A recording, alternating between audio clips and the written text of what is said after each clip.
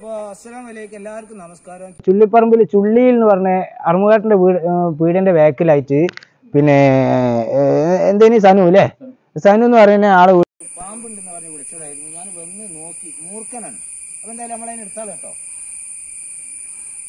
നല്ല അത്യാവശ്യം വലിയ മൂർഖൻ തന്നെ, ചെറുതൊന്നല്ല, നല്ല മൂർഖനാട്ടോ, ചെറിയ മൂർഖനൊന്നല്ല. അപ്പൊ നമുക്ക് ഇതൊന്നും മെല്ലെ നീക്കാൻ നോക്കട്ടെ. നല്ല കുഴപ്പമില്ലാത്ത മൂർഖനാണ് മൂപ്പരിപ്പം അതിൻ്റെ ഉള്ളിൽ ഇങ്ങനെ കിടക്കുകയാണ്. നല്ല സൗകര്യമൊക്കെ ഉണ്ട് അതിൻ്റെ ഉള്ളിൽ.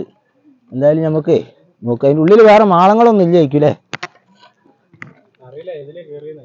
അല്ല പൊത്തൊക്കെ ഉണ്ടെങ്കിൽ പിന്നെ അതിൻ്റെ അടിയിലേക്കും പോവും. ഇതിലെ കയറിയ നിങ്ങൾക്ക് അറിയില്ല അല്ലേ? ഇത് മൂടി തുറന്നിടല്ലേ നിങ്ങൾ? അടച്ചിട്ടതാ അല്ലേ? അത് ശരി. അപ്പൊ നമുക്ക് ഈ മൂടി ഞാൻ തട്ടട്ടെ അല്ലേ? ഈ മൂടി തട്ടാഞ്ഞാലേ അല്ലാ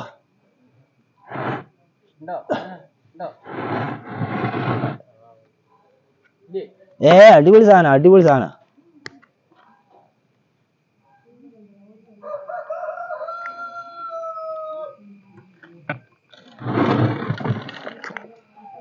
നല്ല നല്ല മൂർഖന.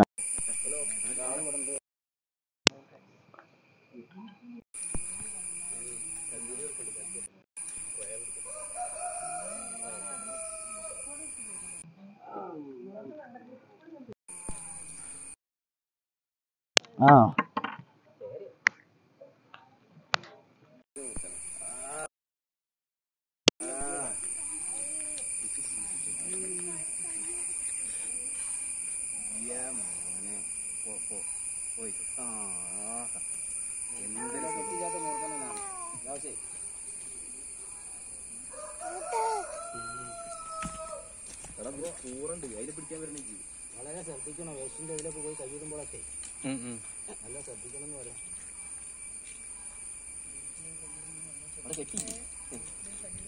അതിന് പോകുന്നു പോലാന്നൊന്നും ഉറപ്പ് വരാനും പറ്റില്ല. തുണിയാണ്, തുണി അല്പം കീറുകയൊക്കെ ചെയ്യും.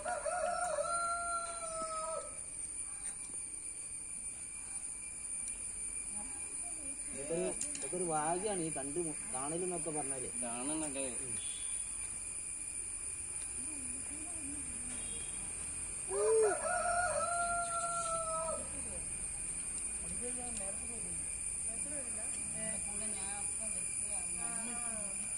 അതിൻ്റെ ഉള്ളിൽ നിറച്ച് കൂറൊക്കെ.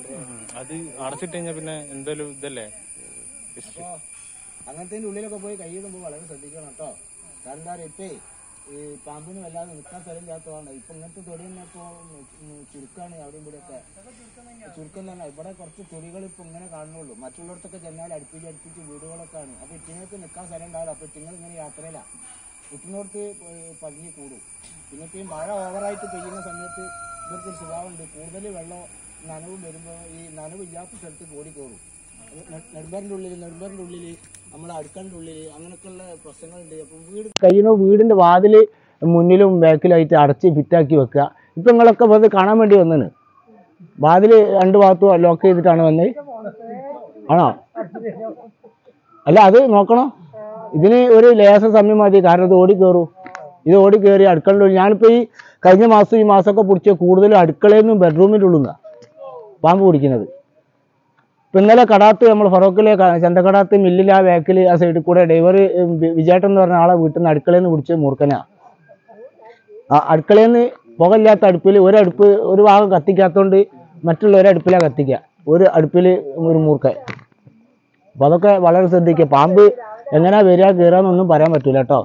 എഞ്ഞ് കയറും. ഇപ്പോൾ ചിലവിലേക്ക് പാമ്പ് കയറിയത് എങ്ങനെ കയറിയെന്ന് അത് പാമ്പിനെ തന്നെ അറിയുള്ളൂ, എങ്ങനെ കയറിയെന്ന്. അപ്പോൾ ഇവർക്ക് നമ്മൾ കഴിയണ സൗകര്യം ചെയ്ത് കൊടുക്കാക്കുക. വീട് രണ്ട് ഭാഗത്ത് വാതിലടച്ചിടുക. വീടിൻ്റെ മേലേക്കുള്ള മരം കൊമ്പും ചില്ലൊക്കെ വെട്ടി ഒഴിവാക്കുക. അതിന് എന്ത് സാധനമായാലും ശരി. ഇപ്പോൾ ചില ആൾക്കാർ പറയും അതിൽ രണ്ട് ചക്ക ഉണ്ടാകുന്ന കൊമ്പാണ്, അത് വെട്ടണ്ട അവിടെ നിന്നോട്ടാണ്. പക്ഷെ അത് ചക്കനായിട്ട് വലിയ അപകടം വേറെ വരും. അപ്പോൾ അങ്ങനത്തെ കൊമ്പുകളൊക്കെ ഒന്നുകിൽ വലിച്ച് കെട്ടുക, അല്ലെങ്കിൽ അത് വെട്ടി ഒഴിവാക്കുക കേട്ടോ. അതിന് മേലെ കൂടെ ഒക്കെ ഓടി മേലേക്ക് കയറും. വളരെ ശ്രദ്ധിക്കുക കേട്ടോ. അപ്പോൾ നമ്മളിതിന് സഞ്ചിയിൽ നമ്മളെ പെട്ടിയിലാക്കിയാളാം. ബാക്കി പിന്നെ പറയാം.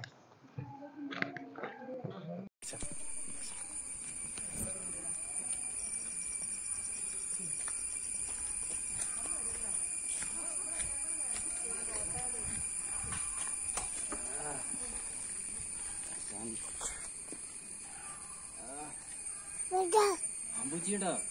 പാമ്പൂച്ചി ഉണ്ടോ? പാമ്പൂച്ചി കണ്ടോ? ഉണ്ടോ? കടിക്കട്ടെ കടിക്കട്ടെ.